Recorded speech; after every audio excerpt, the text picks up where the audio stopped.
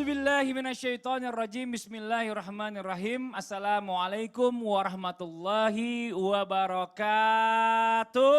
Waalaikumsalam warahmatullahi wabarakatuh. Jamaah, jamaah. Alhamdulillah. Alhamdulillahirabbil alamin. Alhamdulillah hari ini kita ketemu lagi di Islam Itu Indah. Buat jamaah yang ada di rumah nih yang hari ini nih, kita udah janji tema kita hari ini spesial banget. Iya. Iya, ini Emang apa spesialnya? Kenapa Ustaz? Itu astagfirullahaladzim. Saya gak kuat nih begini nih. Kenapa nih? Kenapa? Kenapa? Sebentar, itu kenapa? Novi? Aduh, aku nggak tahu nih, enak banget. Aduh lagi Novi udah tahu enak jangan kerja dulu. Mama di rumah, jadi aku paksain. Aduh gimana ya? Aduh ini dia nih gimana? Ame, tolong Me jemput dulu Me, bawa ke klinik bentar sini.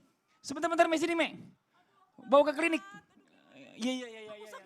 Udah gini aja nggak apa-apa. Sakit apa? Sakit Sakit apa sih? Memang Aduh sakit apa itu mah bikin tema hari ini aja deh. Oh ya gimana kalau kita angkat tema aja? Karena banyak orang Iya, tidak udah paham dengan penyakitnya. Udah gini aja. Sakit apa aku? Hari ini kita bahas tentang tema sakit apa aku. Setuju nggak Ustadz? Setuju. Ya? Iya. Ya udah kalau gitu kita bahas sekarang nih. Masya Allah luar biasa ya Allah. Ini ada-ada aja ya pagi-pagi ya. Pakai pagi-pagi muntah. Jangan-jangan tadi si Novi tuh nggak sarapan Nah kali gini, telat. banyak orang juga tidak tahu penyakitnya penyakit apa.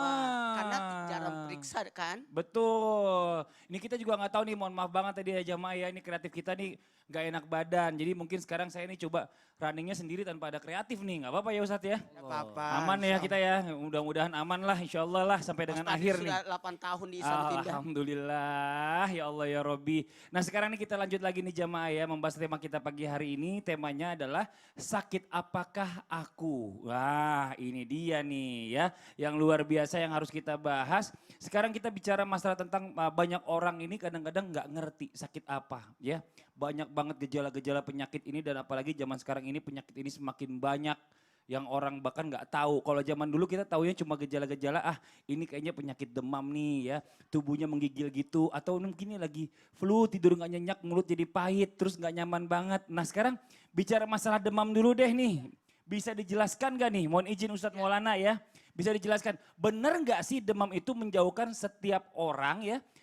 Setiap orang mukmin itu dengan api neraka. Ya. Ini apa hubungannya nih kalau demam ini bisa menjauhkan orang dari api neraka? Mohon izin Ustaz Maulana penjelasan. Bismillahirrahmanirrahim. Izin Ustaz kasih khair.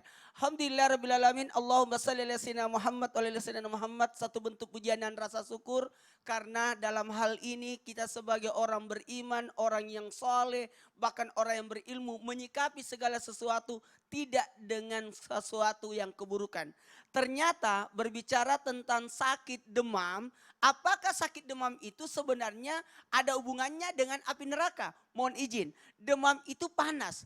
Ternyata pernah dalam satu hadis disebutkan oleh Rasulullah SAW bahwa sungguh orang yang sakit demam itu sebenarnya harusnya dia kena panasnya api neraka. Tapi karena dia sakit demam maka ditakdirkan itu jadi ibaratnya peredam apinya neraka. Allah. Jadi enggak usah panik, enggak usah apa. Jadi ambil hikmah di balik penyakit itu. Ternyata demam yang kita derita Allah hilangkan dari panasnya apinya neraka. Jadi tinggal bagaimana kita menyikapi apakah demam ini bentuk keluhan. Karena banyak orang ketika diberi ujian dia marah. Ketika dia diuji dia emosi sampai tidak hilanglah kesabarannya sampai saya pinjam kata-kata ini mencari pengobatan yang tidak sesuai dengan syariat. Karena tidak kesabarannya sampai dia harus apa. Bahkan yang paling menakutkan kalau sudah saling menyalahkan. Sebenarnya sakit itu adalah bentuk bagaimana Allah mengendaki hambanya makin dekat dengannya. Bahkan ketika orang sakit bisa jadi adalah teguran buat kita. Maaf ya, tanpa menyakiti perasaan atau menyinggung siapapun. Karena ada haknya tubuh yang harus diberikan. Betul. Haknya Allah kita sembah, haknya diri adalah mengurus diri. Betul. Ketika manusia tidak memberikan haknya tubuh, otomatis ada reaksi tubuh. Itulah reaksi tubuh, itulah yang disebut dengan sakit. Makanya kalau kita berbicara tentang sakit, Rasulullah SAW alhamdulillah Saya pernah tidak dengar pernah Ustaz. sakit. Saya pernah dengar juga hadisnya Rasulullah Shallallahu Ya. Alaihi Wasallam ya dari hadis riwayat Muslim mengatakan bahwa janganlah engkau mencela demam. Tidak boleh. Karena demam itu dapat menghilangkan kesalahan-kesalahan manusia. Sebagaimana kiir, ingat gak kiir itu alat, itu alat alat. pandai besi yang Gini, panas gini. itu ya. Alat yang membersihkan. Dalam Betul. penjelasan hadis itu disebutkan Dapat menghilangkan bahwa sebenarnya karat besi. menghilangkan karat besi. Betul. Saking hebatnya demam itu bisa menghilangkan karat besi saat diibaratkan. Kenapa? Itu harusnya dosa-dosa itu banyak itu dihilangkan. Makanya sebenarnya harusnya ketika kita demam perbanyak baca salawat. Masya Allah. Kalau demam bacanya salawat. Salawat, Kalau mendinginkan, mendinginkan, ya. karena salawat itu mendinginkan dan juga perbanyak istighfar. Masya Nah, Allah. makanya di pesantren pernah diajarkan dua obat ini, apa itu salawat bagi yang lagi panas bacakan salawat. Makanya dikompres. Nah, dikompres kemudian ternyata dua ini air lalu bacakan salawat. Kemudian yang kedua untuk orang yang lagi demam, menggigil, meriang ya. Meriang demam juga itu bagian dari demam ya. Meriang. Artinya dia maka dibacakan ayat kursi. Nah, jadi ini bentuk bagaimana bahwa sebenarnya kita ini menjalani takdir kita, ditakdirkan. Tapi kita menjalaninya tanpa harus menyalahkan takdir, menyalahkan demam. Makanya betul kata Mas Fadil tadi berdasarkan hadis bahwa tidak boleh orang menyalahkan demam sampai mengeluh. Kenapa? Tidak boleh. Harusnya terima takdir Allah dengan cara apa? Bersabar. Sabar itu bukan berdiam diri, harus mencari obatnya. Makanya tema hari ini bagus sekali. Banyak orang menyalahkan kenapa aku sakit apakah aku atau kenapa aku lagi. Jangan. Sekali lagi kita ambil rumus ini. Rumus dalam Islam untuk memperbaiki keadaan, kalau orang yang kita lihat itu sakit, yakinkan mereka lagi diangkat derajatnya. Iya, ini sekarang Sekali coba. lagi, tapi kalau kita yang kena, kita katakan aku lagi dihapuskan dosa-dosanya. Ini Ustadz Kasyif Jangan nih, mau kebalik. izin Ustadz Kasyif ya. Ya. Ini bicara masalah tentang anak-anak pasti pernah dong yang namanya demam di rumah Ustadz ya, bener nggak? Pernah demam ya, kadang-kadang kita nggak tahu penyebabnya apa kan Saya gitu. tertarik tuh sama Ustadz Maulana kalau kita siapapun ya di antara kita yang kena demam, baca sholawat, baca zikir. Kita mau tanya nih Ustadz pernah kena demam nggak Ustadz? Kayaknya Alhamdulillah. saya kalau ngelihat Ustadz nih Sehat bertahun-tahun terus kayaknya ya. nggak pernah sakit. Sehat terus, ini Masya Allah bener ini. Bener banget. Kan lebih baik mencegah daripada mengobati. Masya Allah. Apa tuh Ustadz untuk mencegah biar nggak Ya. terserang penyakit Ustadz? Jadi biasanya kalau ngapain? bekerja itu harus ada aturannya, Iya, ada iya, haknya. iya. Tidur teratur, makan teratur. Tapi gini Ustadz Kasyif nih, ini lucu nih ya. Mohon maaf sebelumnya nih Ustadz Kasyif nih. Ini ada yang nanya juga nih jamaah yang di rumah nih. Katanya takutnya mentang-mentang panas itu ngapusin dosa ya kan. Apa dosa apa akan terhapuskan itu kan. Atau mungkin di dalam panas ini adalah dosa kita akan terhapuskan. Terus kalau misalnya nggak panas-panas, nggak punya dosa yang dihapusin dong. Kalau anak kita yang kena demam, berarti ini dosa orang tuanya. Oh. Ketika orang tuanya bisa bersabar atas sakitnya anak, orang tuanya dihapus dosa-dosanya oleh Allah. Oh Masya Allah. Jadi begitu Mas, kadang-kadang betapa banyak orang yang dia ketika anaknya kena demam justru tadi kata Ustadz Maulana, dia marah-marah, ya dia mengeluh kepada Allah Subhanahu. Kenapa saya dikasih sakit? Saya kan nggak punya dosa. Betul. Anak saya kan nggak punya dosa. Emang benar anak ente nggak punya dosa. Yang Iya. punya dosa ente. Nah. Ente punya dosa riba, ya dosa mengambil hak orang lain. Mungkin dosa nih saya sebagai suami kurang memberikan hak istri saya. Akhirnya Allah uji melalui anak kita. Disinilah orang tua dituntut untuk bersabar atas ujian yang Allah Iya. berikan berupa sakitnya anaknya. Masya Allah ya, kenapa Ustadz? Kan tadi ditanya nih, Ah, ah. kalau enggak demam-demam berarti tidak terhapus dosa. Sebenarnya demam itu salah satu bahagian dari penghapusan dosa. Betul. Tapi sebenarnya banyak yang menghapuskan dosa. Di antaranya apa? Bersedekah. Bersedekah. Kemudian keringat yang berjatuhan ketika kita bekerja. Betul. Langkah kaki kita ke masjid. Betul. Itu penghapus dosa. Kan ketika kita melangkah, satu dosa diampuni dosanya, kemudian satu pahala diberikan, dan satu derajat dinaikkan. Ini Jadi Masya sebenarnya demam ini salah satu bagian daripada penghapus dosa. Sebenarnya banyak penghapus dosa. Tapi kalau demam berlanjut Termasuk jangan sholat. lupa ya, kalau demam Ya. berlanjut harus ke dokter. Jangan Gini. sampai nggak ke dokter, itu bagian dari ikhtiar, bener ya? Iya, kita dilarang tinggal diam ketika sakit. Ya. Itu namanya pasrah yang tidak dibenarkan.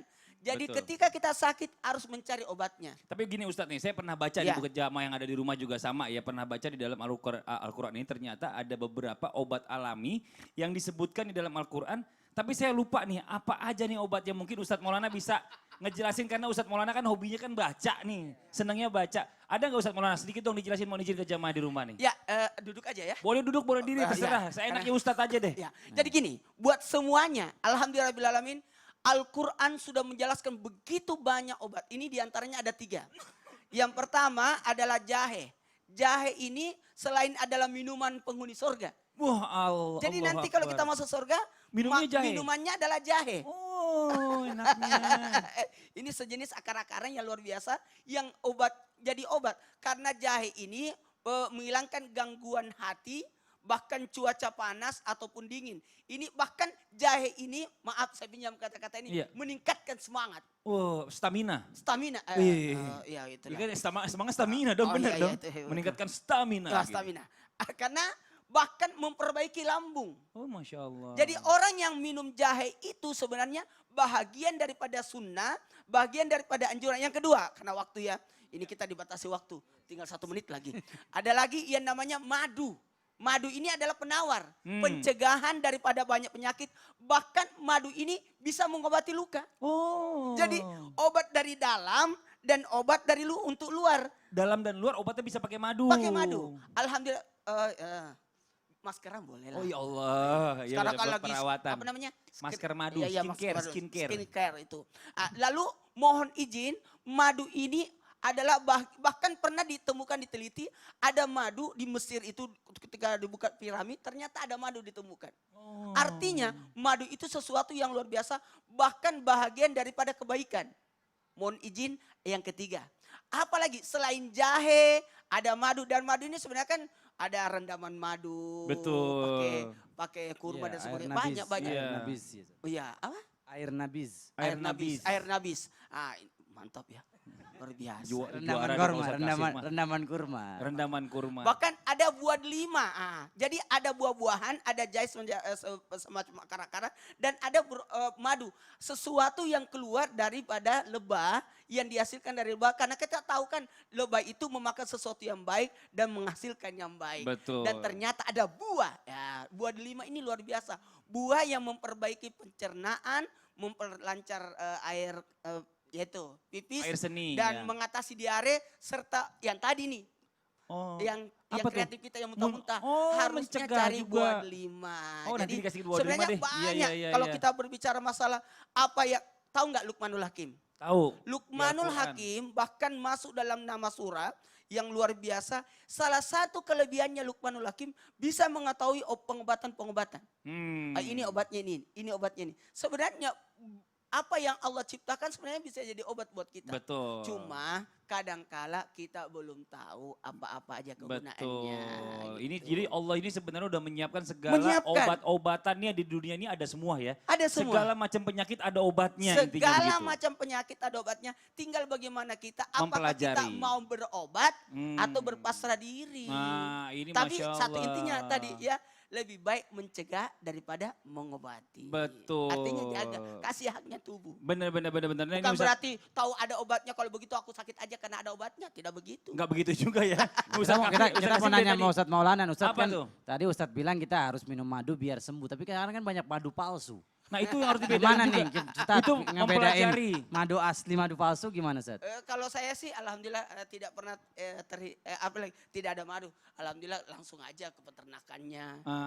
Jadi Itu lebih kita- bagus. Jadi kita juga madu ini banyak kualitasnya. Tapi Jadi kalau memang cari pengen yang tahu terbaik. madu itu asli apa palsu bawa ke rumah. kata. Oh, Kenapa Kalau itu? istri di rumah marah berarti madu. Oh itu madunya lain lagi. Oh, Itu madunya beda itu kalau piring pecah. Ini bahaya nih Ustadz Kasim nih. Masya Allah, astagfirullahaladzim. Nah ini sekarang nih buat jamaah yang ada di rumah ya kita bicara masalah tentang penyakit. Kalau penyakitnya ini ada penyebabnya ini enak. Nah tapi ini beda lagi nih. Saya mau membahas tentang sesuatu penyakit yang penyebabnya tuh nggak jelas. Tapi penyebabnya adalah seperti ini nih. Ada sebuah bungkusan kain kafan foto cewek misterius di Kudus ya. Ini polisi duga bahwa ini adalah santet. Ini artikelnya nih tuh. Aduh tuh ini dia ya.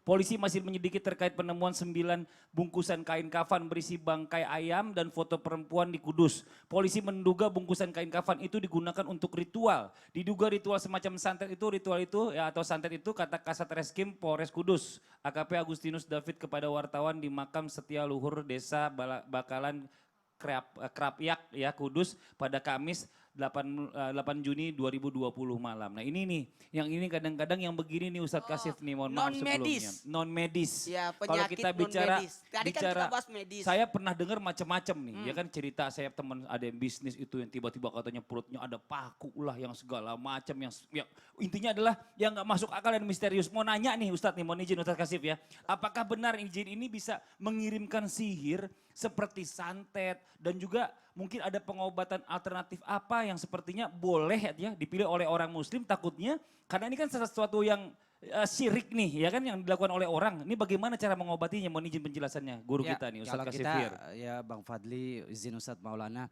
kita harus percaya dengan sesuatu yang gaib ya. Di antara Betul. ciri orang beriman alladzina yu'minuna bil gaib, percaya kepada sesuatu yang nggak bisa diraba oleh panca indera kita. Di antaranya adalah tadi ini jin. Ya, apalagi kita berlindung kepada Allah Subhanahu wa taala dari gangguan jin. Makanya kita disunnahkan dalam Islam ya oleh Rasulullah SAW sebelum kita tidur jangan pernah lupa baca surat Al-Falaq, surat Al-Ikhlas 3 kali, surat Al-Falaq 3 kali, surat An-Nas 3 kali. Surat An-Nas yang kita baca ini apa sih? Kita minta perlindungan kepada Allah Subhanahu wa taala dari gangguan jin dan manusia. Manusia bisa aja ganggu kita ya, mukul kita, menzalimi kita. Tapi ada juga gangguan yang gak terlihat sama kita dan kita harus minta perlindungan Allah dari apa itu jin. Ini kayak seperti ini nih.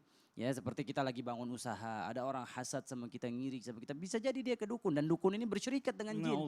Ya bersyirikat dengan jin, minta pertolongan jin. Dan ini adalah syirik akbar yang bisa mengeluarkan seseorang dari keimanan kepada Allah Subhanahu wa taala. Na'udzubillah min dzalik. Makanya orang beriman, subhanallah, Rasulullah SAW memberikan kita contoh, memberikan kita anjuran agar menjaga diri kita dari gangguan jin. Di antaranya apalagi tadi kita membaca ayat kursi ya. Yeah. Siapa yang membaca ayat kursi di malam hari, maka dia akan dijaga Allah Subhanahu wa taala sampai subuh. Amin. Dan amin, jadi ya seperti Allah. ini benar, bisa Iya, jadi bisa gitu. jadi seperti Ya, itu. artinya ada santet, sihir, as-sihru haq. Ya sihir itu benar terjadi dan ini udah terjadi di zamannya Nabi Musa alaihissalatu wassalam. Allah Subhanahu wa taala gambarkan betapa sihir santet sudah merajalela. Iya. Akhirnya Nabi Musa dengan izin Allah Subhanahu wa taala bisa menghancurkan dukun-dukun, bisa menghancurkan tukang sihir, tukang tenun dengan apa? Kekuatan dari Allah Subhanahu wa taala. Dari sebenarnya guru saya bilang tadi, guru kita semua gangguan yang berupa medis, kalau itu berupa demam apa, jangan pernah kita lupa sholawat zikir.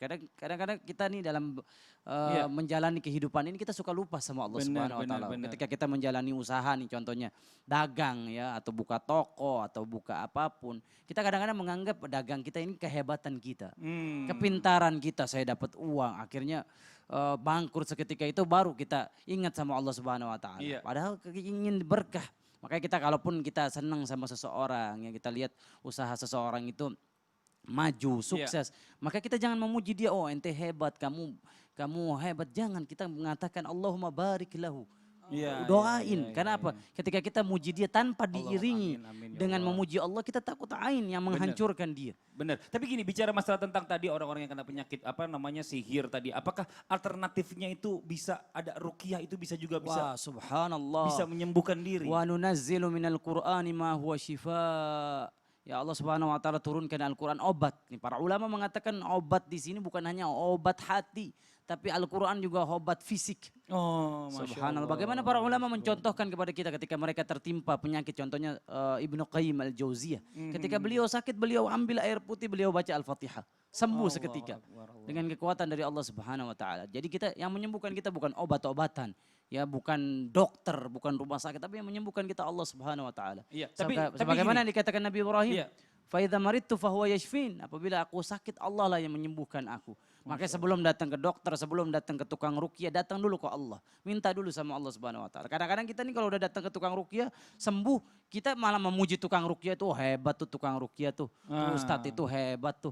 Tapi Ya. tapi balik lagi nih bicara masalah tentang ruqyah tadi. Itu ruqyah itu yang paling baik itu ruqyah yang seperti apa sih Ya, sebenarnya? kalau saya sih menyarankan ruqyah yang terbaik adalah ruqyah mandiri tadi yang saya sampaikan, baca Al-Ikhlas 3 kali, Al-Falaq 3 kali. Bahkan di antara 70 ribu golongan yang tidak akan pernah ditanya oleh Allah, tidak akan diazab nanti pada hari kiamat, alladzina la yastarqun, yang enggak minta diruqyah.